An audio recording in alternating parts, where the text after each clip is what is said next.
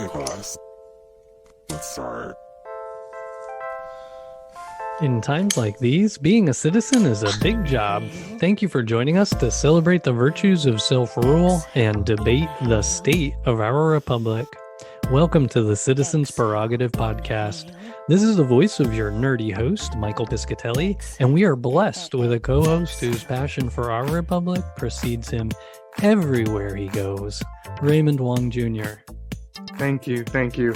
My coffee does not have enough creamer. You need to get that fixed. This is episode 16, and we are in our second season. And today we've got a couple of topics off the cuff to talk about. Ray and I are slowly but surely moving away from too much structure. But we're not going to be quite as loose and candid as behind the scenes. At least that's the hope. But I'll say, back by popular demand, today's topics, we're going to be talking a little bit about freedom from ignorance. I almost said education, but for anybody who listened to season 1, we explained that education is not about learning.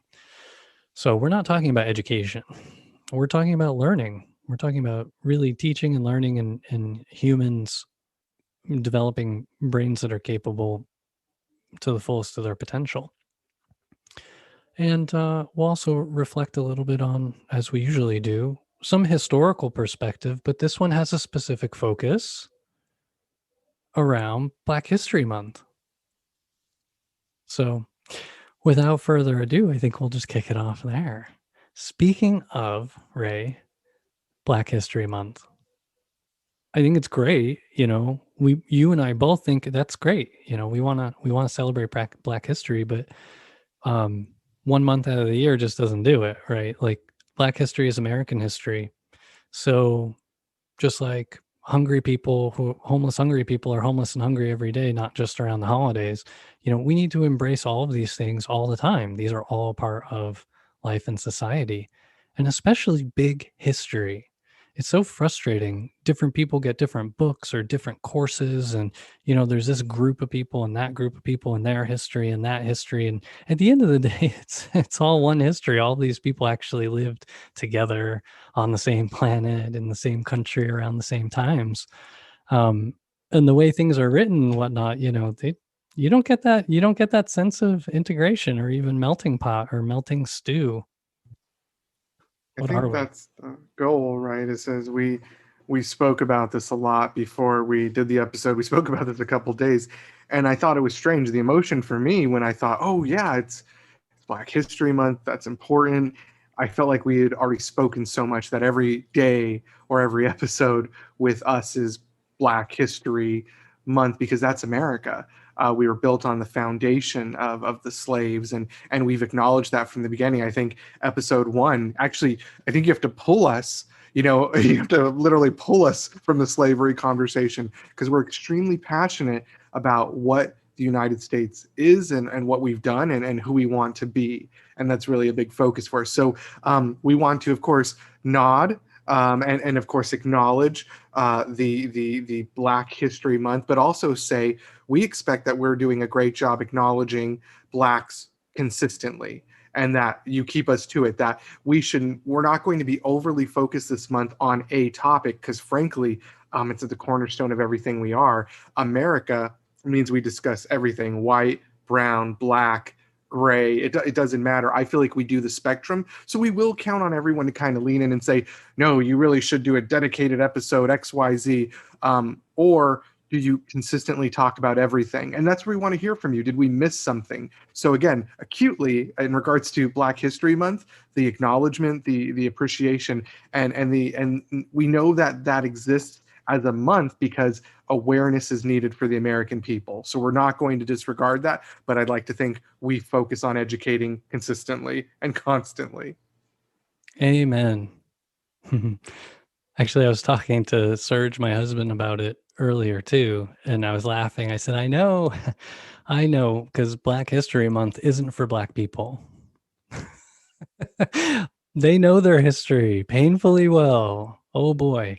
It's the rest of us who need to get caught up, need to get up to speed and And we have a long history in this country, and many of us are coming from a very ignorant place, especially if you relied on our system to teach you anything. So you need to do it yourself. And we're going to keep coming back to that. I think the rest of this episode is going to be it's enlightenment. It's the media. It's the media in some fashion, good or bad, is responsible for providing that insight, and we're taking that chance. Michael and myself are diving into this and trying to educate, and we're trying to free people from that ignorance that may be out there. Not saying that you're ignorant, but saying that the system is trying to keep you purposefully ignorant.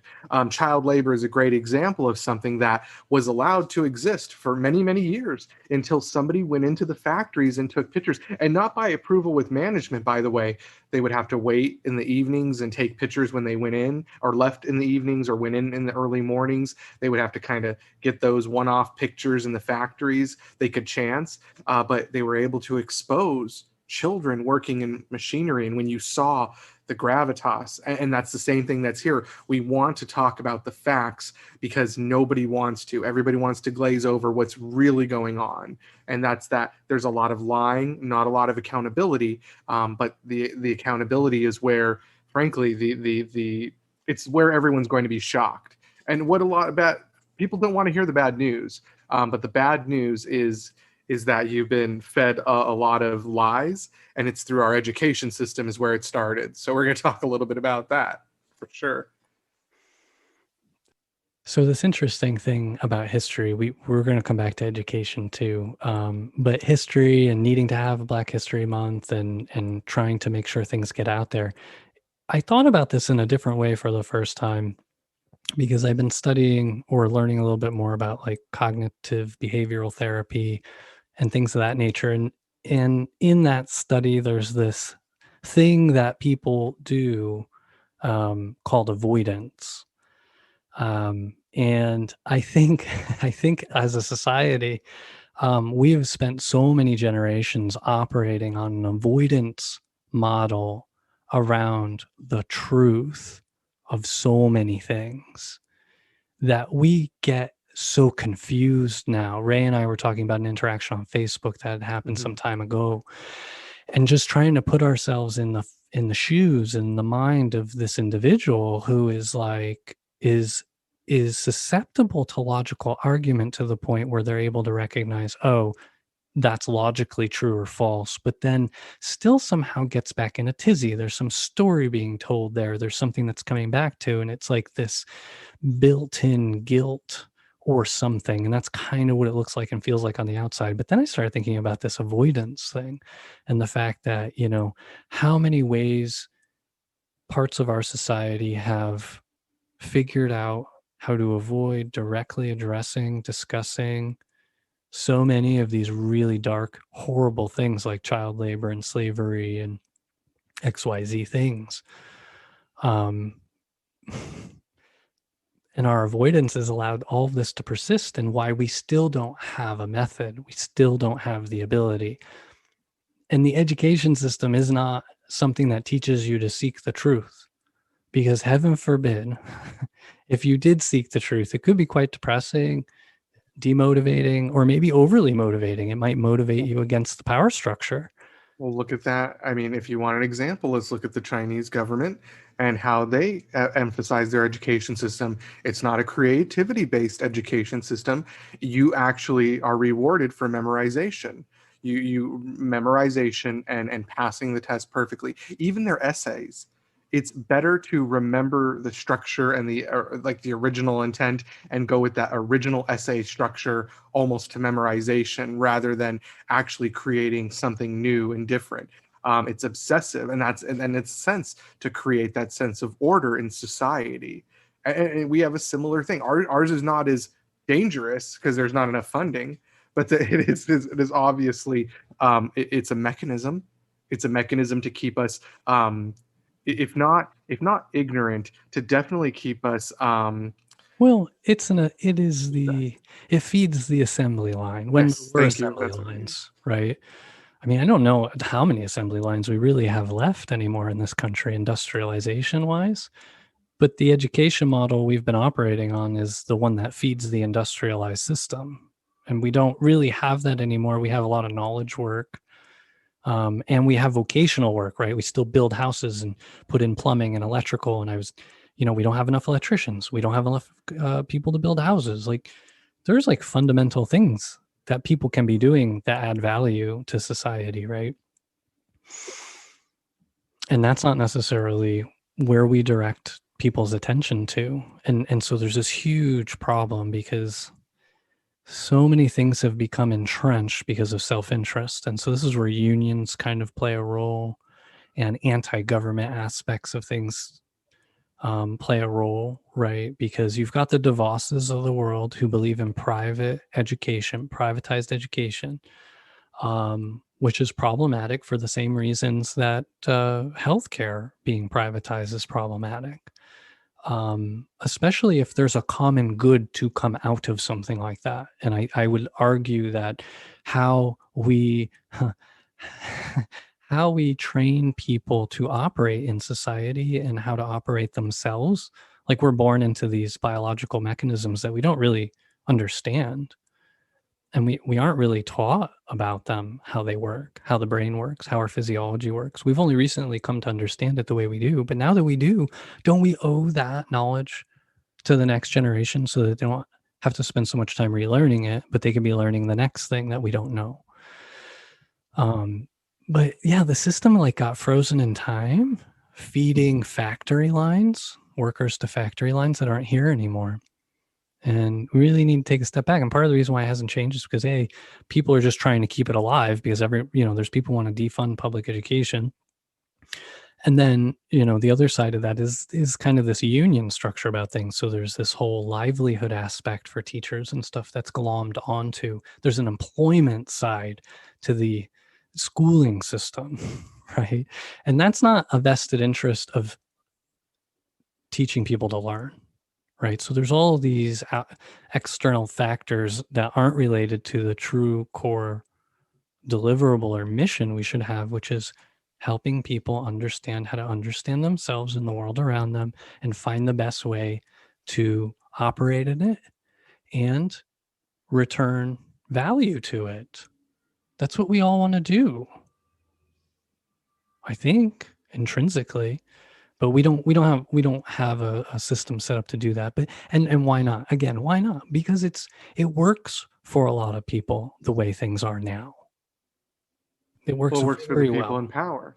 Yeah. I mean, we already see that most times the board and the actual teachers unions are not in the same place. So that shows you that something's not working there, that there's not a mutual interest. Why would a board whose sole interest is the organization, which essentially is the teachers, why would they be at odds ever? So whose salaries are being protected, whose livelihoods in that system? Exactly. Yeah, administrators, they're upside down. They make so much more than the people who are actually delivering the product. Right, like triple digits, I think. I'm sorry, 6 figures in comparison, right? So it's ridiculously more than the teachers. And you can say all kinds of things like tenure and they have their doctorates, et cetera, et cetera. No. No, there's something wrong. Yeah. Yeah, and it's just, taking a step back, it's a systemic thing, right? So it's not like, oh, you just tweak this or tweak that. It's like, no, actually, let's figure out, let's come up with something that actually solves the problem. We have to redefine the problem. The problem isn't getting kids ready to move to the factory bell and the assembly line. And, also not to learn snippets of factoids to line up in series. Memorizing certain facts and information is not actually going to make you successful in life. But it is, Michael, because that's what they wanted. Because if the Reddit war has shown us anything, everyone at the top was really shocked when people figure things out. Like, wait a minute, I thought our schools were ineffective. How did they learn? How did they organize? They understand short sale. Who taught them short sales? Schools, take So their true. funding away. No, it was the internet. It was probably the internet. Wait a minute. Turn it off. I've been saying for decades to turn the internet off. It's ridiculous. I don't even use it. Too much. That's a rich person. Oh my God. Yeah, I slipped over to England there for a little while, but that's okay. Oh, yeah. So there's a lot to be fixed in education. Not even just education. I mean, just how the systems that we've set up for people to be able to learn. Because the other aspect of it is that's so silly. We don't have the lifelong learning model. Oh, you go to school, you go to high, you finish high school, you get a degree, you do this, you do that. Like it's a very fixed thing, and it's usually associated with a point in time, and at the end of it is a piece of paper or something, which is an industrialized way to think about it. Wholly industrialized way, because learning is lifelong. You think anybody living in the bush stops learning? You die. Right. Right. So this idea that you just, oh, you go through this stage gate, you get to this part of the process. Oh, now you're done. Off the assembly line, in the box, get your label, move on. That is just not what we need. It's not what anybody wants. And I think by now we know better. And this COVID thing is really, I mean, it's a fantastic stressor in the sense that it's going to show the weaknesses, the vulnerabilities in all of our systems right now. It's a shame that it's had to get here, but the fact that internet, the luxuries, right? Having an iPad, a personal computer at home, having internet, those types, having a area to do your schoolwork at home, those luxuries don't exist in certain communities, and that's the only reason we're talking about it now. And so that's a really important thing as well. This education system is ineffective because the places that need the most education don't have it.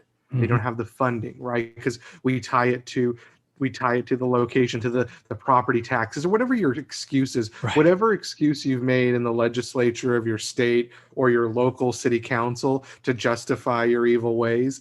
That's not fair. You say, oh, no, of course, you have a better home, you deserve a better school. What?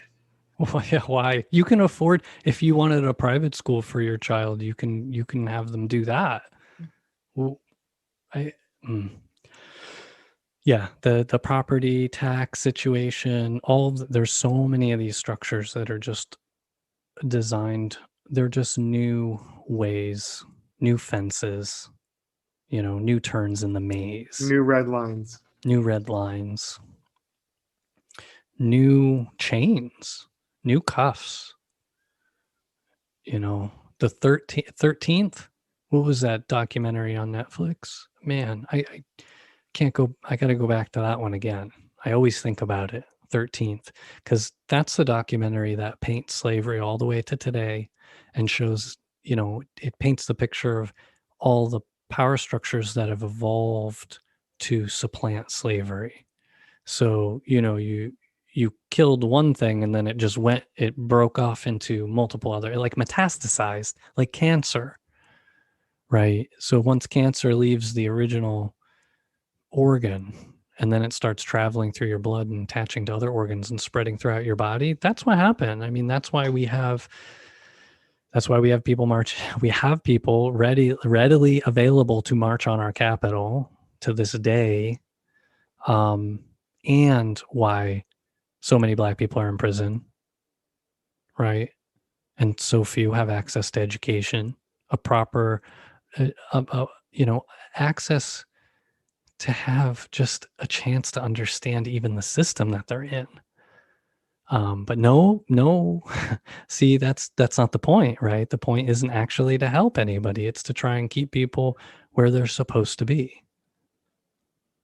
To keep the caste in play and the system that, and it's strange because we love the Constitution here, and that is, the Constitution was designed to take down the very thing that's still fighting us. It's like it never went away. It just changed its form. It's different now. It has a different skin, and it's not one person out of England anymore. It's many people right at home. We have domestic terrorists both at the base and at the top. We've got challenges here because we've people hurting us, using whatever means they can to affect the system, and they think they're doing good. Again, those people at the top believe that they're doing some. I mean, they must, right? They must think that hoarding billions of dollars is doing some kind of good, and not funding education with those billions of dollars is doing right by people. Yeah. Yeah, there's definitely a story that's being told up there, and it's being believed, and in the environment that they're in, there isn't anything to wake them up or oppose them in that view. You know, just by the nature of being a human doesn't put you in touch with the human condition. It's suffering, you know, it's being in touch with your suffering and the suffering of others, because we all suffer. That is the human condition. Well, I mean, from what I hear, the billionaires are going to really suffer if we give a 2% tax on their dollar. So that's, you know, they can feel a little of that suffering. Then I hear, because that's what I hear. Like that 2% tax we're pushing on the $1 billion, every dollar over, what is it? Once you hit, let's say 50 million, they start doing everything a 2%. over 50 million. Yeah, so like, first and so 50 million, you know, it's pretty much yours. Good luck. I mean, who can live on 50 million? But well, that's a struggle. That's what I'm worried about. I think it's extremely. That's very. When I get to 50 million, I'm really worried, because how am I going to survive once I cross that threshold? You know, like I just, so I'm going to try to stay below 50 million, I guess.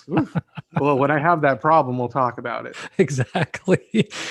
Oh my gosh. With that, I think it's a good time to hear a word from our sponsor, Citizen Do Good. Even though you've heard it before, it is still true. The war is never over, and every battle counts. I know you are tirelessly demonstrating good citizenry on the daily through actions and words, and you donate your time and your money to causes that count. Thank you. At Citizen Do Good, we want to empower all citizens to participate in their republic in a reconstructive way. With that goal in mind, we need your help to stay on mission and grow this community. Please rate the podcast with 5 stars on iTunes, through the app on the web, or in your app. If you don't feel like you can give us 5 stars, let us know why on our sponsor's Facebook page, Citizen Do Good. Like the page to help us out even further while you're there. Also, make sure you join our newsletter at citizendogood.com. You'll get updates every couple of months on all of our antics, not just the podcast. While you're there, check out the shop with your favorite merchandise, and you could put a project contribution in your cart while you're there, which will just help fund this podcast as well as the other projects that Citizen Do Good has in the hopper. Feel free to share any suggestions you have directly through our Contact Us page at citizendogood.com. Thanks for your support. So, Ray, maybe we want to segue. I mean, we've talked a lot about education. I think another time we can maybe spend a little bit more on some solutions, because one of my other favorite podcasts, you know, ours is my favorite, but there are other favorites too. One of them being Future Hindsight. They had recently featured someone who's being interviewed on some ideas about what the future of education should look like, kind of in its best way. And it's really interesting to hear some of these cutting edge thinkers out there, people who have been studying this stuff their entire lives, coming to radically similar conclusions. Who would have thunk it? To steal your phrase, Ray. I mean, teach people how to problem solve, teach people how to interrelate, teach people how their hardware works. Right? Because the hardware we have was born and operated in a very different environment than we have now. And we still struggle with that. You know, most of us do. People, behavioral health, right? Mental health should start early in education. When a child has an outburst, you know, help them understand that, help them understand what they are, and that everything, we all have these different various choices. Is it going to change a child in a day? No, but if that's the education system, right? The system is really good at disciplining children. You get punished. There's a little system usually for punishment. We have all these mechanisms that we put children in as soon as they hit the education block. in kindergarten, we had the red light system. I don't know what, not everyone had that. There were different systems, like put your name on the board and a check mark, right? And then they call your mother. But those same routines and systems can be enforced in better ways and proactive ways. So we only punish. But what about the proactive behaviors? Hey, you helped your teammate. You helped your friends clean up after you're done with yourself. You see that as an optional in our education structure, right? The discipline is necessary. The fun is optional. And we really need a better balance there in our lives and in our education system.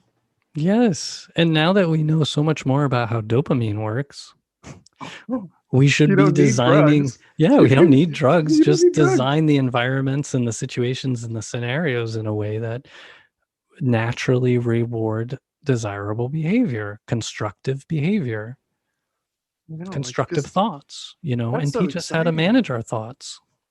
Yeah, you help the kids, and you do things to make a you find out what motivates people, and you reward them with that, and it's not monetary, and it's not a toy, and it's not tangible, right? Yeah. It's a group celebration. I just imagine, something intrinsic too to an individual potentially. Just depends. Yeah, it's and even in the economics of it all, the economics and the education side, because one serves us up to the other. And so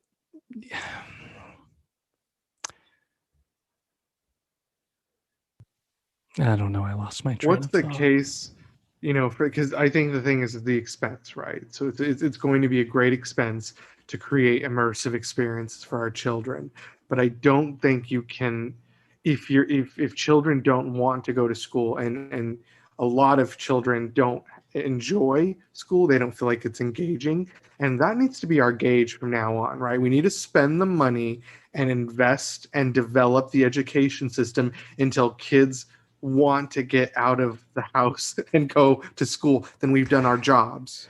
We've done our jobs, right? 100%. Yeah. It shouldn't be a chore. The value of it should be just abundantly clear, even to a child.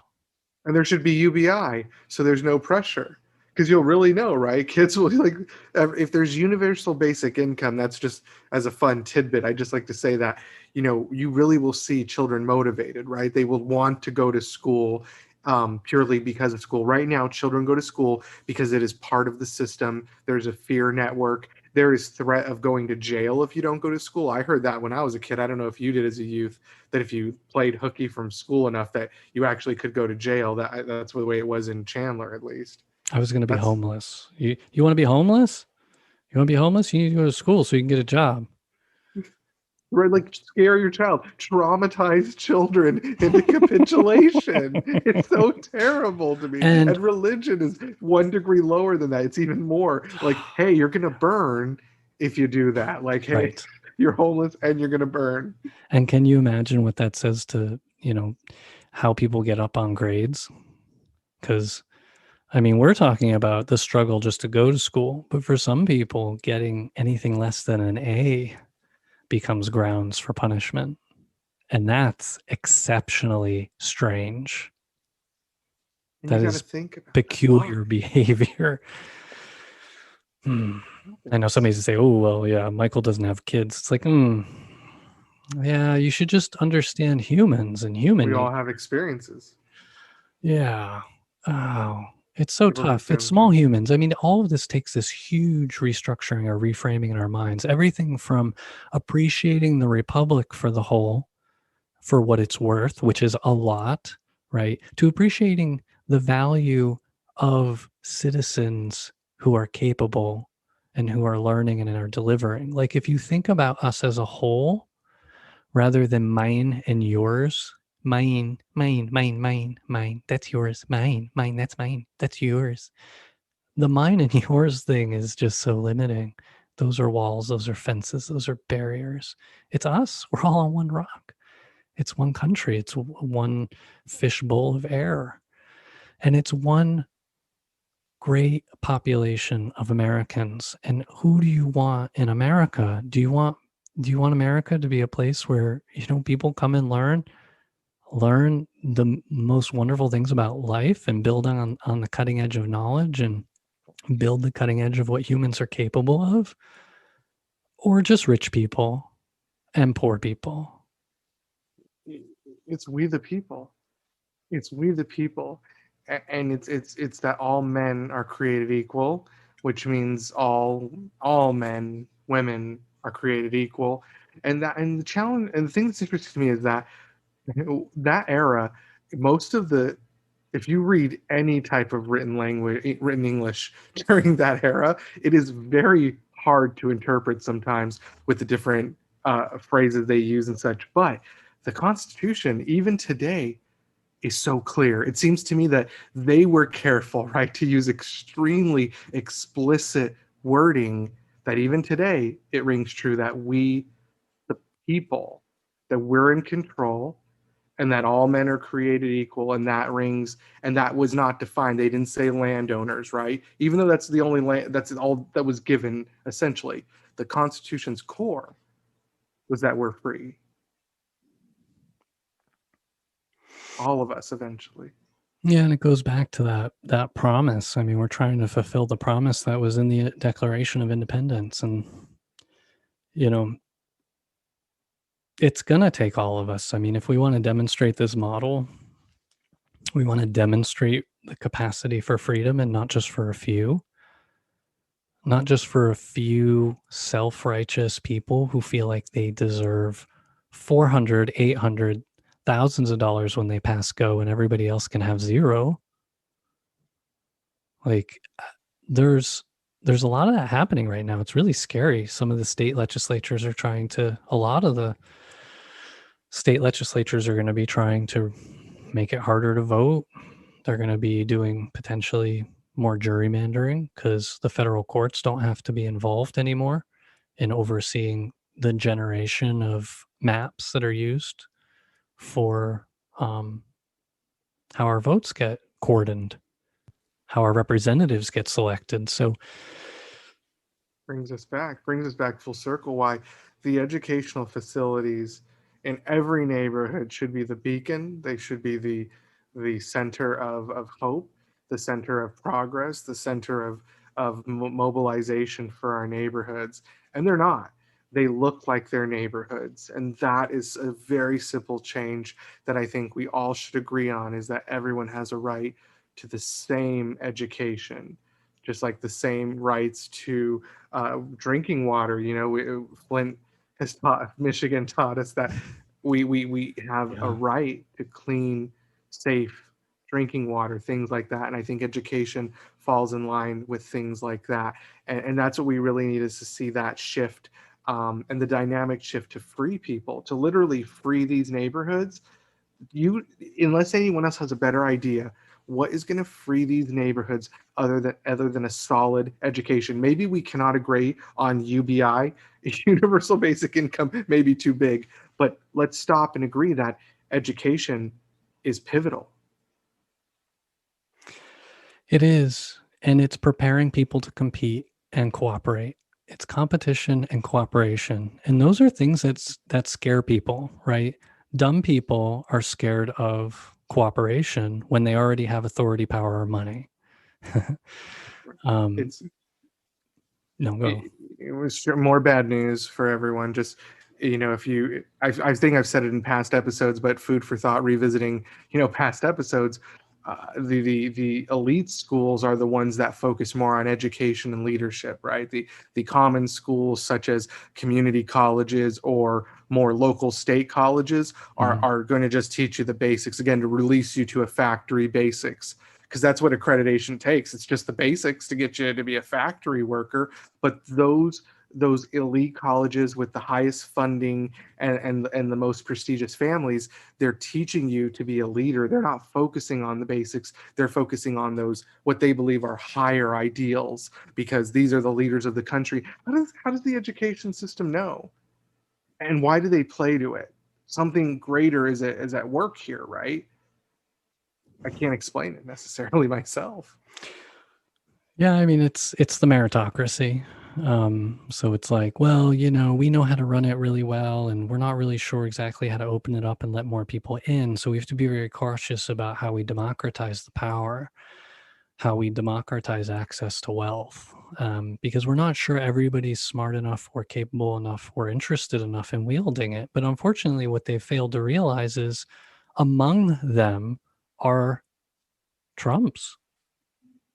Among them are Lindells. Among them are old money versions of these funny characters.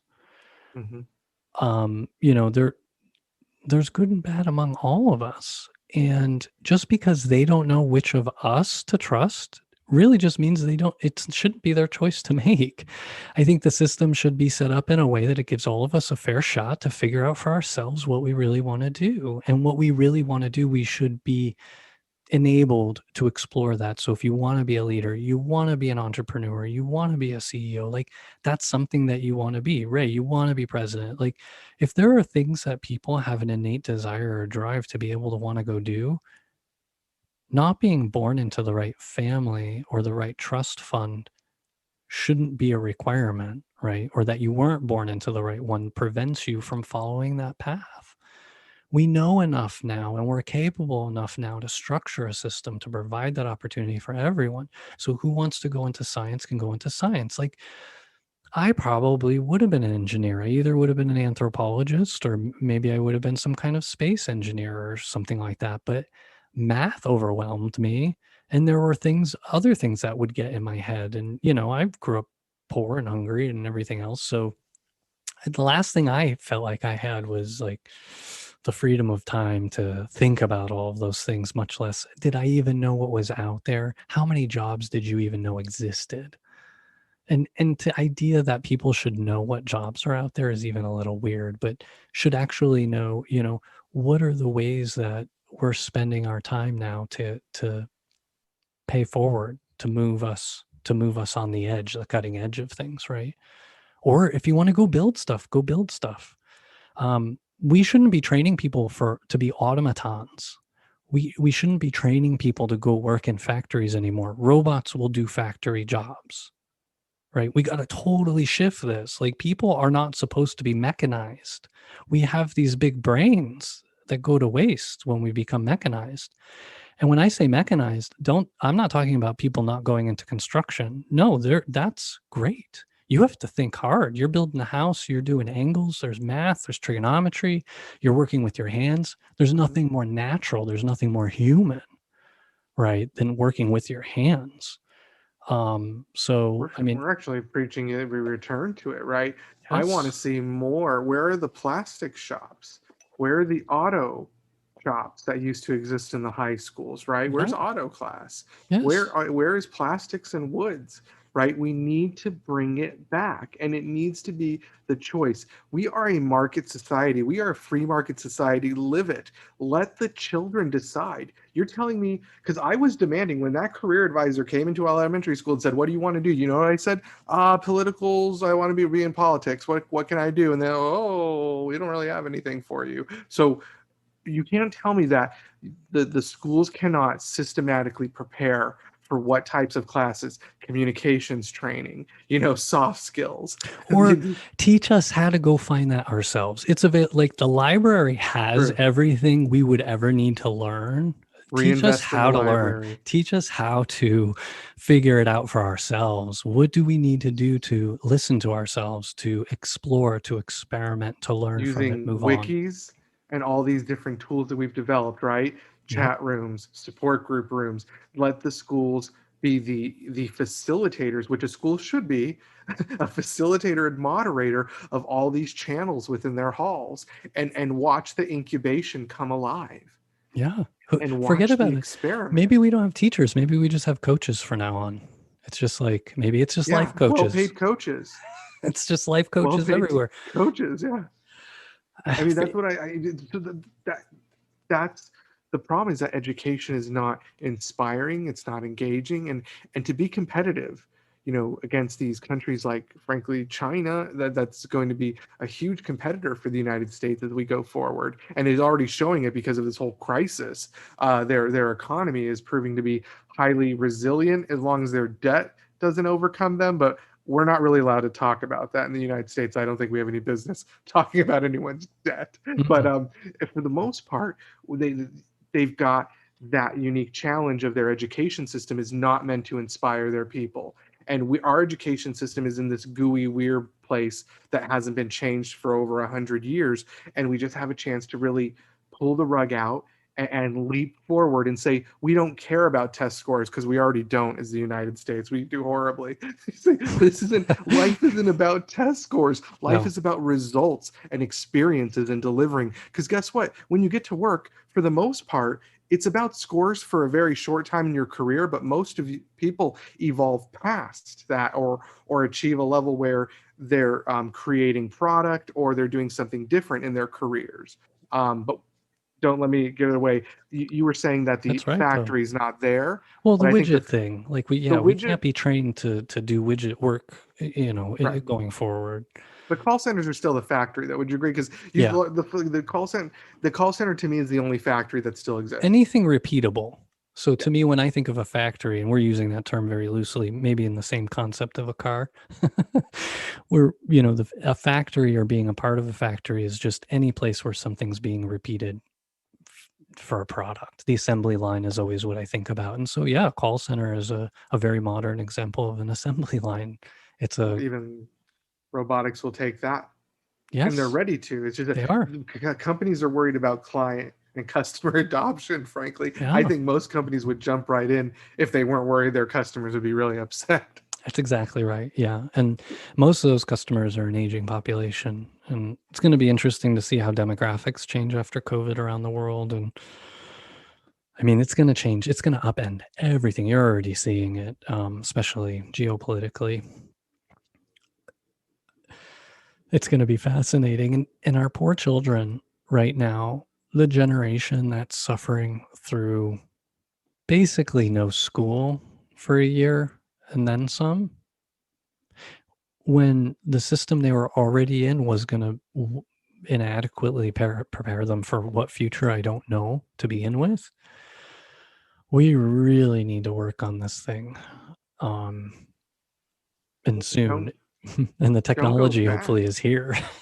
Yeah, and don't go back to what it was before, because it obviously wasn't working, right? If it was knocked off its heels by this pandemic. So and it shows it was underfunded, undersupported, underappreciated, and now it's a political ploy in the system, and it always has been. But I'm just glad it's extremely clear now that the teachers are not appreciated, and the leadership, frankly, treats them like a pawn, because they're saying, go back into the classrooms, go risk your lives, do it for me, while they sit in their governor's mansions, right? Yeah. It's really sickening. Where's the PPE? Like, why, this shouldn't be, it's not life-threatening in other countries. It's not life-threatening in other countries to do this. It's only life-threatening here because we're crazy.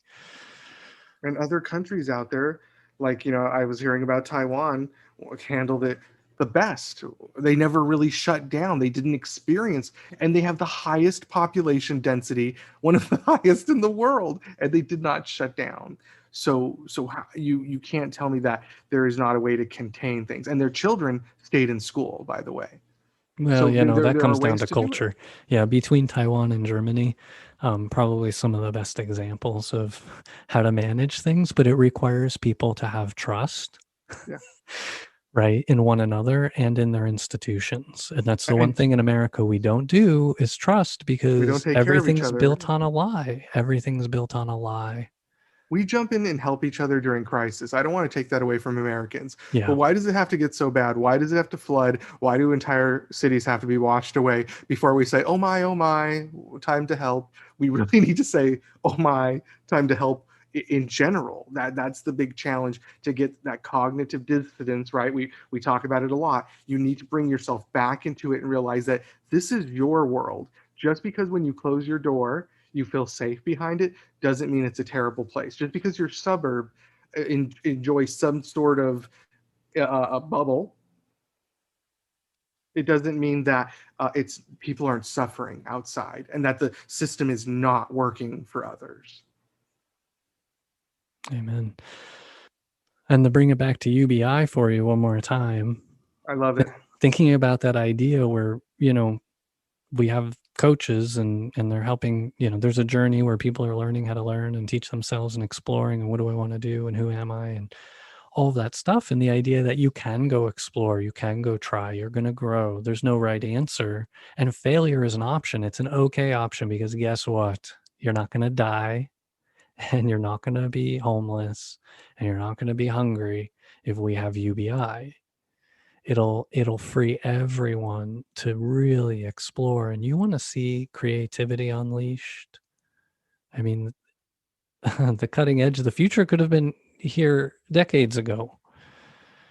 The future could have been here decades ago if things weren't getting messed up and hosed up for the sake of this meritocratic BS system that we've been sold. Where just leave it to the smart people. Just leave it to those people over there. They're going to take care of everything while they screw it all up and put money in their pockets. Right. And then, oh no, you guys, you just stay in your caste, stay in your lane. No. It's crazy to me. And then you have to look at, and if anyone's out there thinking our UBI ideas are pie in the sky idealistic, well, there's a couple of countries that have, Germany being one of them, that issued a monthly stimulus because of the crisis, and they did not experience the impact that we did to our economy. And just think about that. Germany is an economy, one of the largest economies in Europe, and we're talking about we should be a model or similar to them, I would think. And they are issuing monthly stimulus. Canada, to the north of us, we're such a great country, right? In the North American sphere, but yet Canada was issuing monthly stimulus to help their citizens through this hard time. And what have we done? And you know who gets stimulus? We have debt. We have debt today, and it's not from universal basic income. It's not from helping Main Street Americans. The debt the government is carrying is from rich people tax cuts, right? People, where's the money come from? Listen, the money's spent. It's already spent. The problem is it's just not spent in the right places. It's given back to the people who have already demonstrated that they don't really deserve it, and they definitely don't need it. But it keeps them exalted, right? It keeps them that many more feet above us and away from us, and then siphoned from us. So it keeps us where we are. I mean, that's kind of a very scarcity mindset way to look at it. But that's the model that's been structured here, is that, the trickle down system that put in place after the 80s is just making sure not too much trickles down. Goodness. But the problem is that there's so much growth and activity at the top that should be shared. They got the equation wrong. The trickle should have been a bit thicker then, because we should be a little bit higher in the average income for the median income for the United States. So something they got wrong. I don't know what you did wrong, but you did it wrong. You have too much, and I don't know what they must be thinking. I don't know if they think that everyone is stupid and won't see it. I just don't. No, they just think the system's working great because they're amazing and they're rewarded, and we must be idiots because we're not. Well, and especially if they're at all or feel like they're ordained, because you do have that challenge too. People that believe that it belongs to them, or it's special. It's something their family worked hard was given to. They're blessed. Their hard work is so much more valuable than anybody else's hard work somehow, by some miracle. Because they've never met anyone like themselves. They're so exceptional, right? And that's always the challenge, is that you meet those individuals who are like, well, I must be. Like, why would I be here? Well, they have to justify it for themselves because, again, avoidance. We're uncomfortable. The truth is uncomfortable. You know how uncomfortable it is for rich people to admit that they're rich? In a way. I mean, unless they're in a room among their peers bragging about it, they feel very safe. But, if any of them was to just kind of walk around with any knowledge that somebody might recognize them or something, it could become a problem. I mean, they know that. So anyway, we digress. We digress. Education. But yeah, education, UBI, like all of these things, the whole point is to help us pursue happiness. I mean, that's what this thing is all about. And we all deserve it. We're all humans. We're all born with a brain.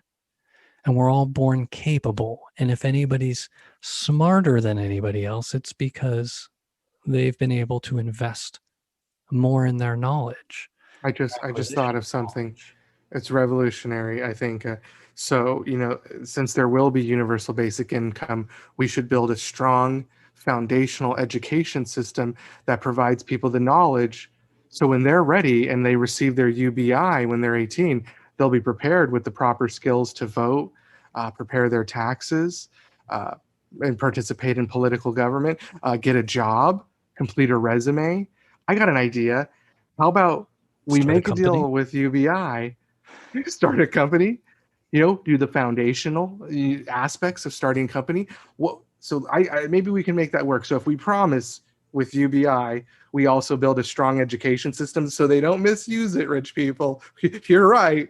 They're going to misuse it. So let's build a strong education system at the base, and then we'll give them UBI.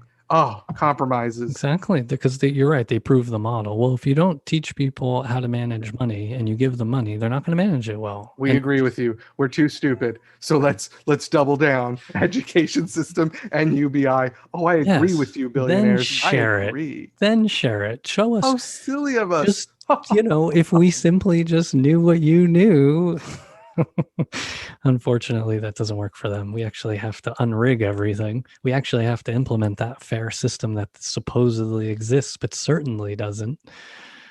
It's okay. Don't worry, old rich people. If we implement it today, it won't be effective for at least 18 years, really, when you think about it. So you're fine. Oh, with that, I think that might be a wrap. For more information on this and other episodes, head over to citizendogood.com and click on podcast. While you're there, register to log in and leave a comment. We'd love to hear from the community. We have been your hosts. Thank you to Mr. Raymond Wong Jr. And thank you to Mr. Piscitelli. That coffee was actually pretty good.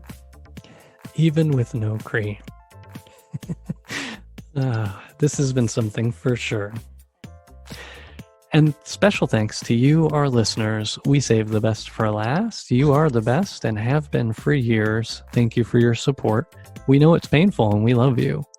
Intro music sampled from OK Class by Ozzy Jocks under a Creative Commons license through freemusicarchive.org. Other music provided royalty-free through Fizzling Studios Inc.